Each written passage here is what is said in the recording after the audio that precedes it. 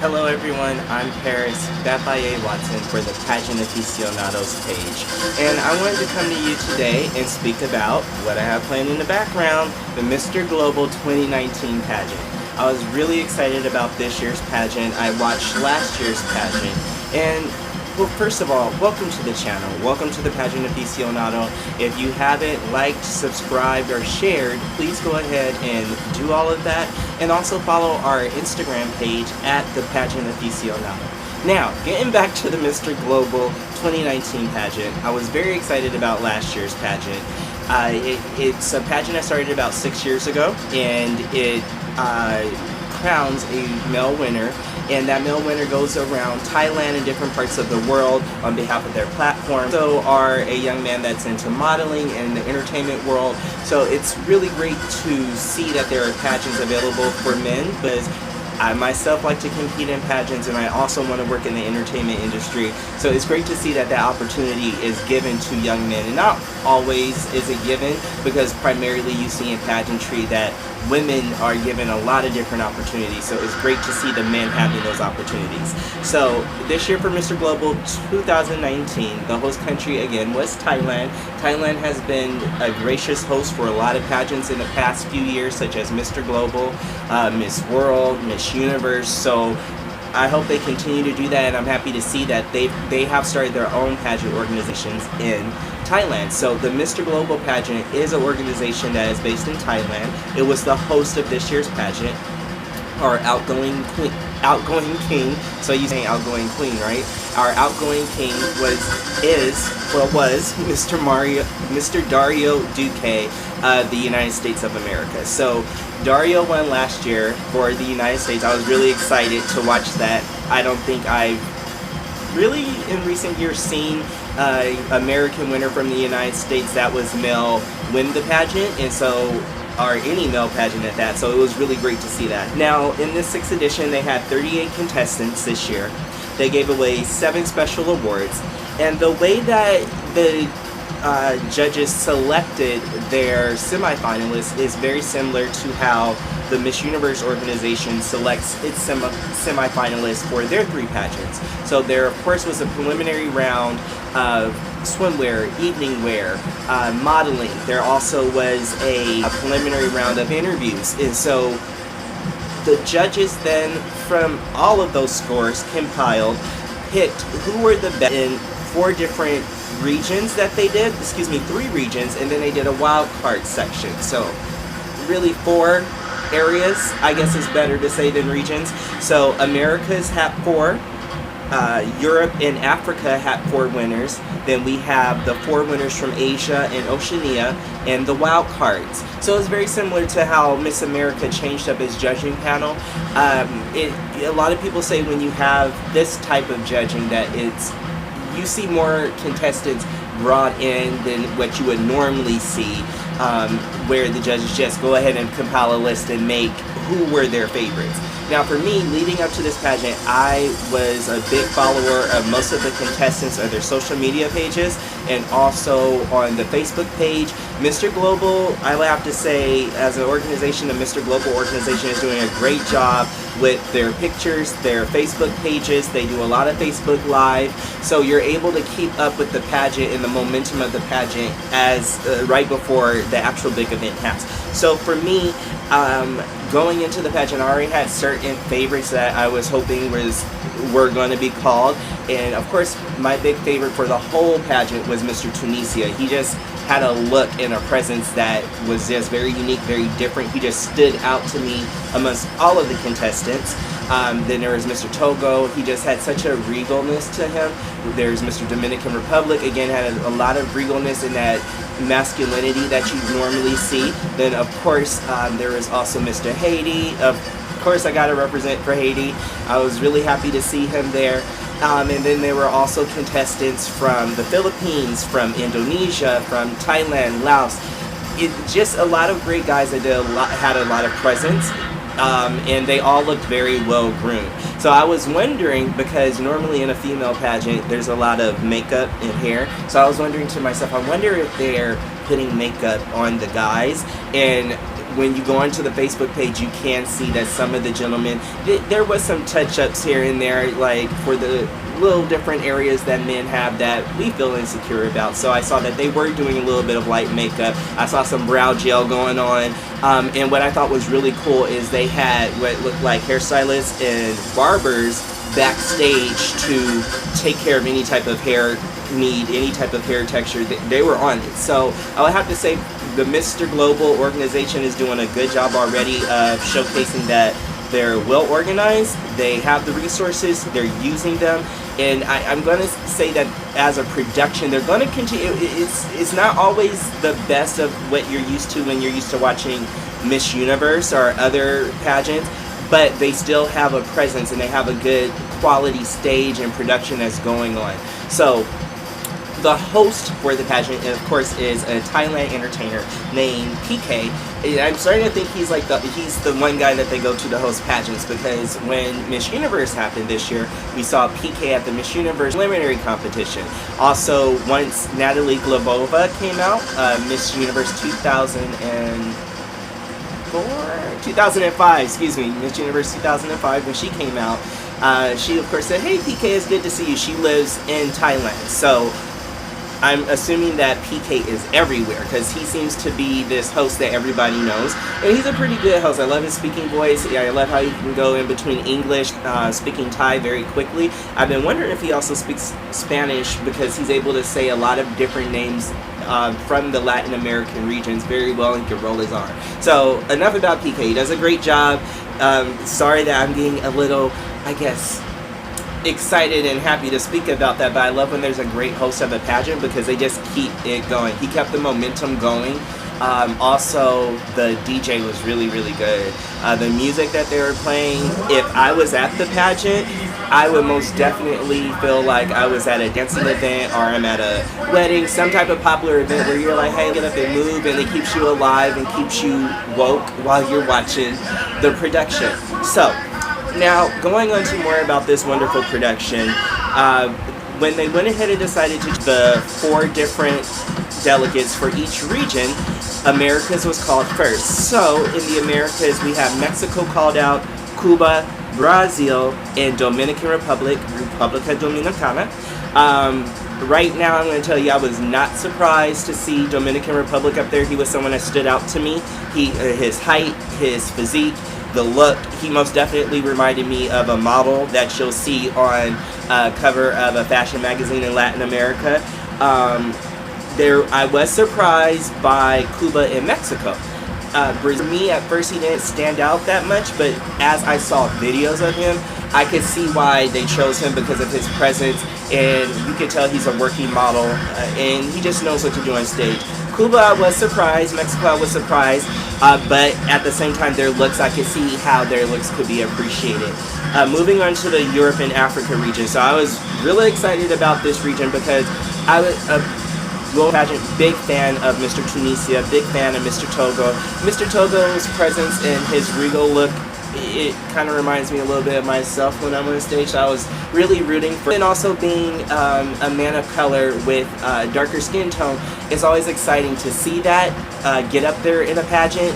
I don't think I've ever seen a man with or hair texture at international pageant. Normally we don't. The look that is seen are always that is chosen usually is a adapted European style or Western style of a man in his hair, his color, maybe mixed. So enough about that. Going on into Europe and Africa. So in Europe and Africa region, the first name they call out is Tunisia. So I'm like, yes, Tunisia got up there. He's going to make it.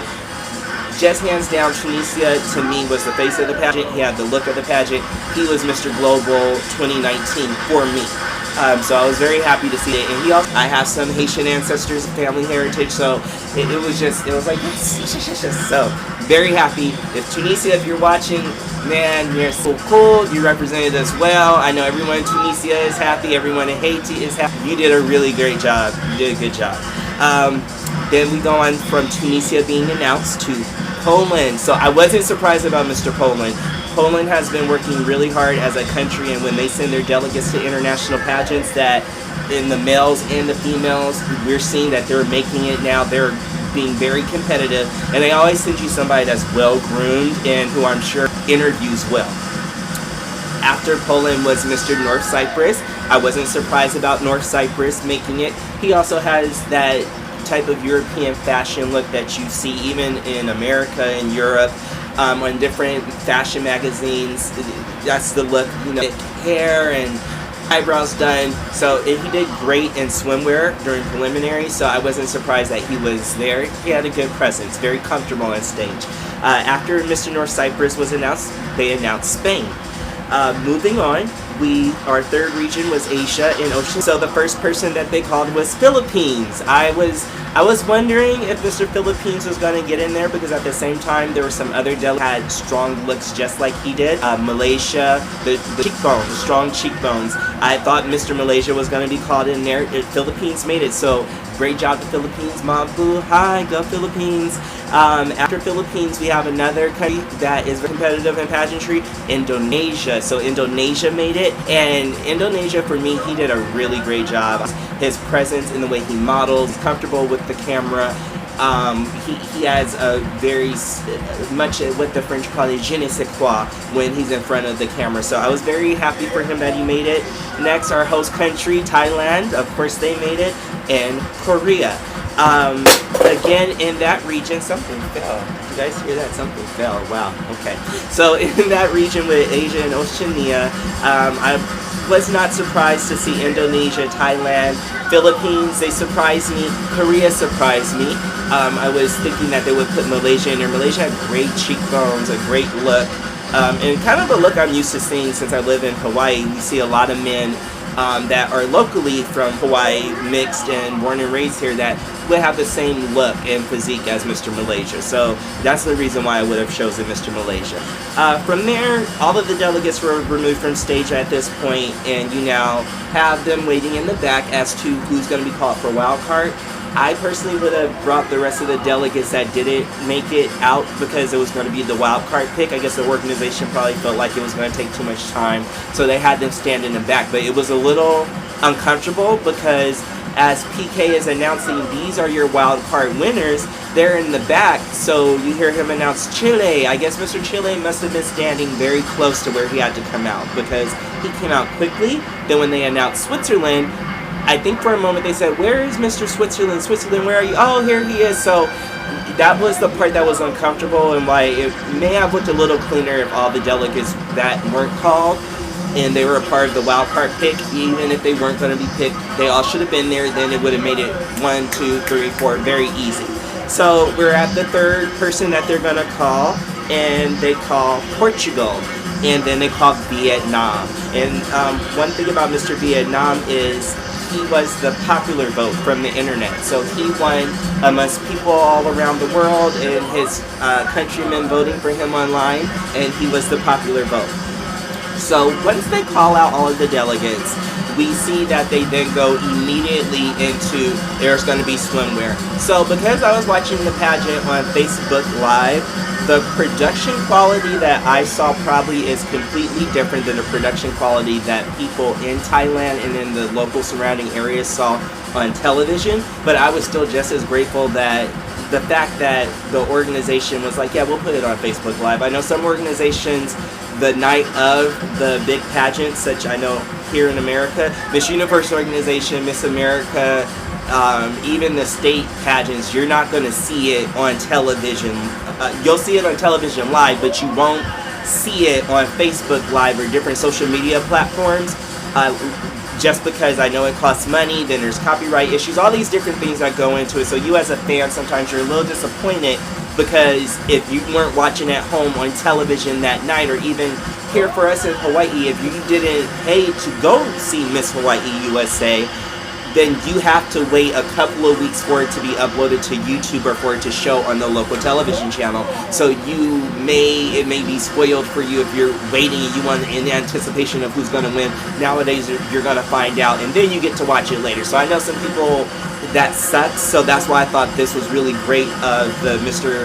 Global organization to put it on Facebook Live. But going back to the production, while you're waiting for the delegates to get ready for swimwear, evening wear, and the different rounds, you basically kind of, you're seeing the stage and you're seeing the people and you're seeing the audience, and like you can see everyone on their phones and doing certain things. There weren't broadcasts of the commercials, so as what you see in Michigan are broadcasts of different packages of the delegates doing things. But something I would have to say that they were diligent in thinking was about the DJ. I'm sorry, I have to have the video actually playing right now because the music was just absolutely amazing. I'm just gonna, yeah, there we go. So I had to turn on battery saver there. Happens. So, that part, the dead air, I think for the production quality, they're going to figure it out over the next few years. This was the 6th edition of their pageant. They're doing a great job because I'm American. I don't think that many people know about Mr. Global yet, but I know about it simply just because of they tuned in and watched Mr. United States won, and that was like, wow, like, he won. That was really great for me. Loved his national costume. Dario J, the outgoing Mr. Global, also was, you could feel his presence there. Dario has just such a great presence and such a great positive, charming attitude in nature, and he was there sitting in the front row cheering for all of the delegates, and you could tell at the same time, I was wondering if the organization took into account Dario's feel of how his weeks were with the delegates, who would make the best presser for him, his mind. I have seen that happen with different pageant organizations at the local stage, at the state stage, national. It happens. An organization have their own right to choose their judging critique in the way that they choose their outgoing winner, in the way that they choose their winner. I will say in this pageant this year, I really didn't care for the judging panel just because I didn't diversity, I guess to say. Every judge was from a different Asian country. Not to say that that's bad. That's where they were from. Some were judges that also own pageants, such as I heard a judge was from the Miss International pageant, which I know is in Japan. So all of the judges were Asian, and in some ways I feel that one thing that I thought was great is that it seemed like it was there was a woman, and then I believe there was a transgender woman. There also were gay men, there also were straight men. So in that collective group, that was great, but they all were from the continent, so sometimes you wonder as a person, well, is everybody's beauty and is everybody's handsomeness being appreciated? Because we know that some people, unfortunately, may not appreciate the same beauty that you see in a dark-skinned person compared to a fair-skinned person, or a person with textured, curly, coily hair compared to a person with soft, dense, straight hair, or a person with blue eyes or green eyes or brown eyes or cheekbones. Just all of those take into account. So I would just say to the Mr. Global organization, it would be great to see you guys switch up your judging panel a little bit and have a little bit more diversity so we can see and know that all of the different beauty and the handsomeness of the male delegates is being appreciated. And I also kind of feel that on some levels, because it is a male pageant, having a panel of all men is really good, just like we're starting to see all of a panel of females for female pageants. I just think it's good things that we should continue to go with. Now, going into the pageant, the top 16, we got to see the full top 16 all in swimwear. From there, they then cut it down to a top 10 where we got to see the gentlemen in the evening wear. For me, going into the pageant point, having seen the delegates come out, introduce themselves. They competed in national costume right away, where you got to see a lot of the presence, and you could see that some people made mistakes, some people kept going, some people just right away they had the presence and they continued to stay consistent. As a person who's a pageant aficionado, I want to see consistency, I want to see you wow me, I want to see you do things that are going to be awe-inspiring, and I want to hear that intelligence resonate with a higher consciousness when you answer your question. So going through the pageant, national costume, loved Panama's national costume. I was just like, I want a national costume like that. Panama did great. Going into swimwear, for me, Dominican Republic still stood out really well. I could tell he works out and he's consistent with his workouts and he's consistent with his clean eating. he did a good job. Tunisia did a great job for me in swimwear. Also North Cyprus. Then we went on for me, then loved Indonesia. Indonesia, like I was just like, get it, get it, get it, get it. So at that point for me, it was between Dominican Republic, Tunisia, Indonesia, and North Cyprus. From there, we go into our top 10, and unfortunately, 5 of the gentlemen were cut out. And then in the top 10, we have our evening wear. Again, I'm impressed by Tunisia, Indonesia, and Dominican Republic. From there, we then go on into our top 5, and of course at that point, Tunisia makes the top 5. I'm excited. Everybody else kind of goes away from me, because for me, if I was judging this pageant, I would have been so excited as a judge that he made the top 5, because he would have been one that I chose, just for the simple fact, as I said, when they have judges, when the judges see, they give the judges a book. The judges then have a book of all the delegates, some information about them, and their headshots.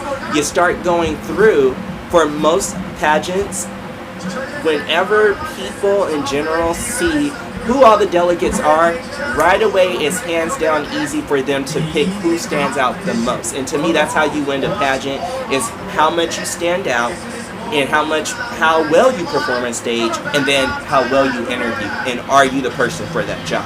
So going into the top 5, I got excited because I already knew Tunisia did a great job. He hands down gave presents, he performed well, he did a great interview, he can speak French, he can speak English, he's here, he's doing a great job.